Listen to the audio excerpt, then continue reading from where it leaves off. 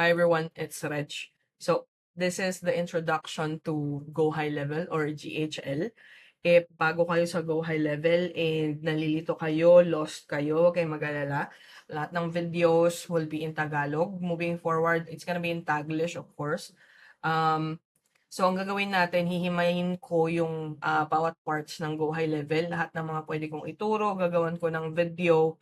And this video is the introduction about Go High Level. So, let's start.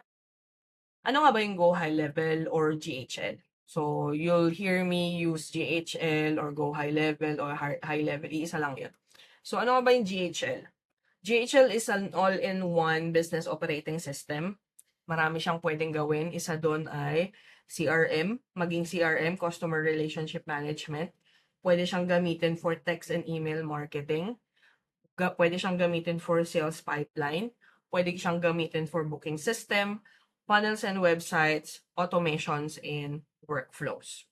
So, kaya siya ginagamit ng mga business owners kasi mas makakatipid sila unang-una kasi imagine if gagamit sila ng tool for email marketing, separate tool for texting, separate tool for sales pipeline, separate tool for funnels, for websites, for automations and workflows. It's gonna cost them money. So, to save money, para to reduce errors din, and para iisa lang yung gamit for everything na related sa mga sales, sa mga leads, ang gamit na lang ng mga business owners ay Go High Level. Kasi nga, di ba, ang dami niyang pwedeng gawin. So, imbes na mag-isa-isa pa sila ng setup, they can set up everything sa Go High Level na lang. So, and of course, it keeps everything connected. Yung mga contact data, yung mga messages, lahat ng conversations with that lead, with that client, yung mga payments, yung mga forms, so nasa iisang lugar na lang siya. So yun din yung isang purpose ng Go High Level. Ikaw as a VA, paano mo ba magagamit or paano mo ba mapapakinabangan yung Go High Level? So, kung BA ka, pwede mong i-set up or i-manage dyan yung mga contacts or leads ng client mo. Ikaw yung magse-set up kung paano mag-automatically send ng message, ng email, paano mag-set up ng booking appointments, yung mga automations doon, pag-update ng pipelines, mga tasks, pag-i-import or paglilinis ng mga data, pagtitingin kung ano yung history ng clients, yung mga conversations, tapos syempre yung mga automations, yung mga forms, pwede mo lahat dyan gawin. So merong dalawang views yung Go High Level. Isang view, yung unang view is yung the agency view. So yung agency view, yun yung pinakamay-ari ng Go High Level. Sa Go High Level kasi yung mga pricing niya, mapapansin nyo, meron doon na pang-agency, which is yung marami siyang sub-account. Agency is yun na yung pinaka-may-ari ng isang buong account. And under agency, nandun yung mga sub-accounts. Yung mga sub-accounts, nandun yung mga separate setup. So, yun yung pagkakaiba nila. Agency, yun yung pinaka-may-ari ng mga sub-accounts. So, ang isang agency, pwede siyang magkaroon ng madaming sub-accounts. So, depende sa tier ng plan nila, of course. Alam ko yung first tier, 3 lang yata yung pwedeng laman. And then yung next tier is unlimited na siya. So currently, ang ang view natin ngayon na nakikita nyo dito is the sub-account view. And also take note, normally, admins lang yung may access dun sa agency view. And then yung sub-account view, normally dun mag-work yung mga BAs. Yun lang yung normally na pwede nyong hawakan. So each sub-account is equals to one client or one brand. So isipin nyo na parang yun yung isang workspace nyo for that specific client. So, ang next natin is yung part 2 natin is platform walkthrough. So, yung dashboard tour, sorry. Yung dashboard tour natin sa sub-account view. So, unang-una, yung top navigation natin is yung search bar. Itong search bar na to.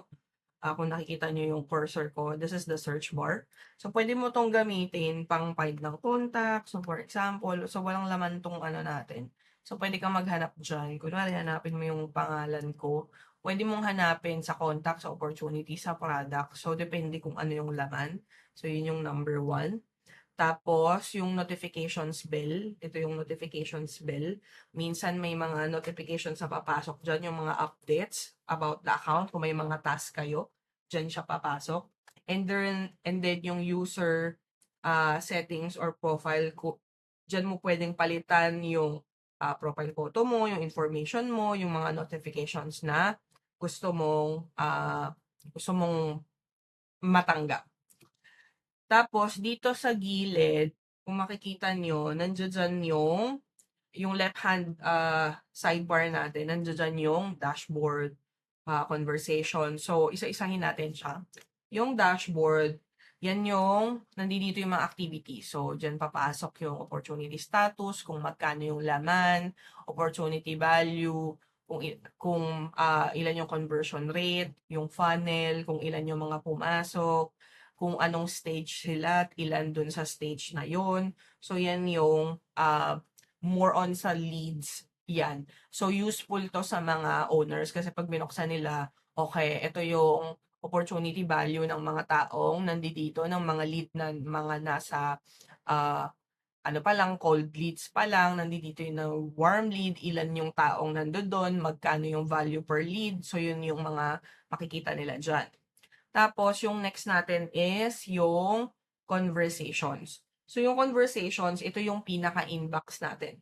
So, lahat ng SMS, emails, kung connected yung social media, dito nyo din makikita. So, nandito yung unread, recent, start, tsaka yung all. Normally, ang unang pasok niyan, unread. Pero pag may nahanap kayo or may mga hindi kayo makita, yung mga pinagsisend nyo lang, nandito yan sa all. Tapos yung next natin ay yung calendars.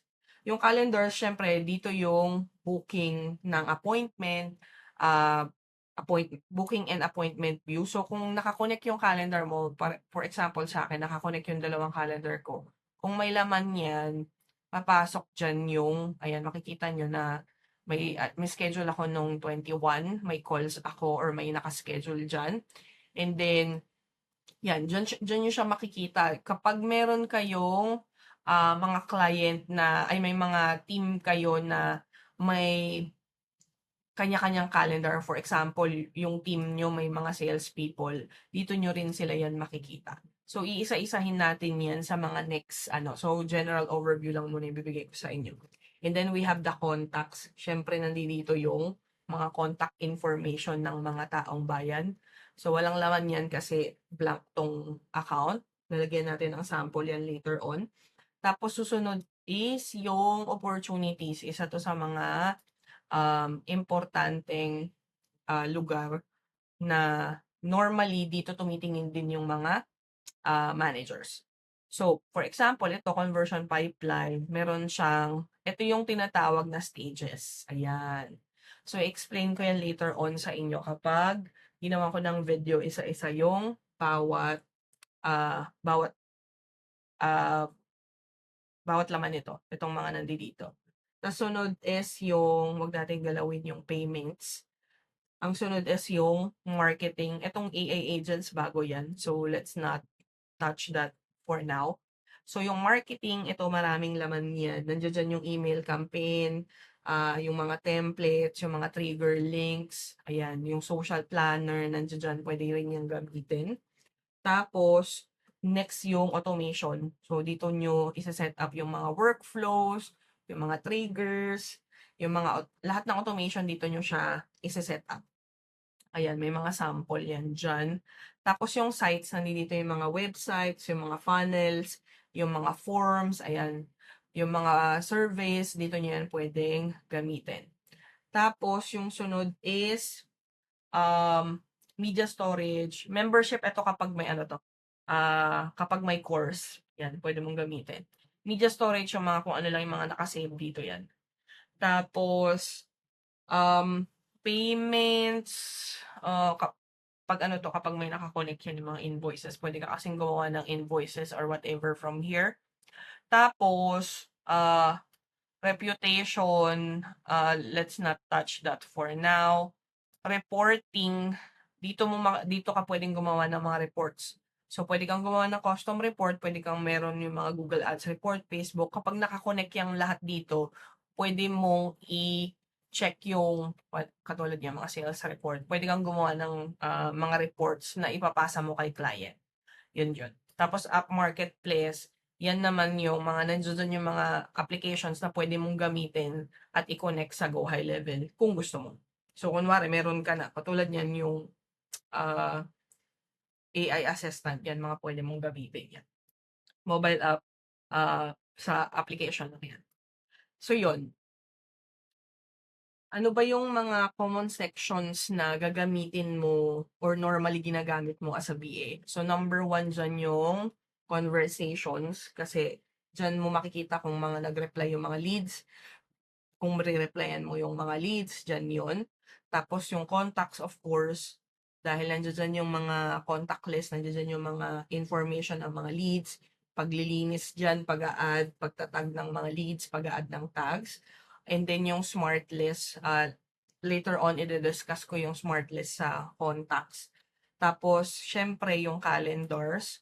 Kapag nakakonect yung calendar mo dyan, tapos syempre, kapag gagawa ka ng calendar nung isang teammate mo, ito gagamitin mo syempre tong calendar view. And then next one is syempre pupunta ka sa sites kasi nandito yung mga forms. Yan, kailangan yan, magagamit mo yan palagi. Mga forms, mga surveys, and then yung automation. Syempre kapag gagawa ka ng mga automations, ng workflow, gagamitin mo yan.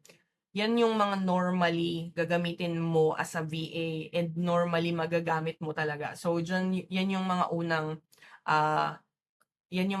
unang training na gagawin ko kasi yan yung pinaka magiging useful for you. So, yun. Pro tip lang, kapag may access ka sa agency view, make sure before you edit anything or change anything, dapat nasa tamang sub-account ka. Kasi pag mali yung sub-account mo, tas may pinalitan ka, na save mo, wala pong undo dito. So, yun. Make sure na lagi kang nasa tamang sub-account. Okay? Use the search bar kapag may hahanapin kang message, may hahanapin kang leads. Tapos, syempre, i-bookmark mo din yung most used section mo. Kunwari, ang lagi mong ginagawa is yung automation. Dito ka, i-bookmark mo tong automation para mas madali. And if meron kayong, meron mga hindi maintindihan, merong mga hindi, may pinapagawa sa inyong automation, don't hesitate to use Google, ChatGPT, kasi normally, madali naman yun, makikita nyo siya kung paano siya i-set up doon. Tapos, syempre, research lang. Kailangan nating maging resourceful. So, yun. I think that's pretty much it. Yun yung first look nyo sa Go High Level. Now, you know kung ano siya, paano siya ginagamit, saan nyo hahanapin yung mga bagay-bagay na kailangan nyo. Tapos, in the next video, we'll go deeper into one specific task. Pero for now, yun na lang muna yung introduction ng Go High Level. If you have any question, you can always comment down sa video na to. Thank you everyone, and please at least leave a like or share this to anyone na tingin yung mapapakinabangan yung video na to. Thank you everyone. Bye.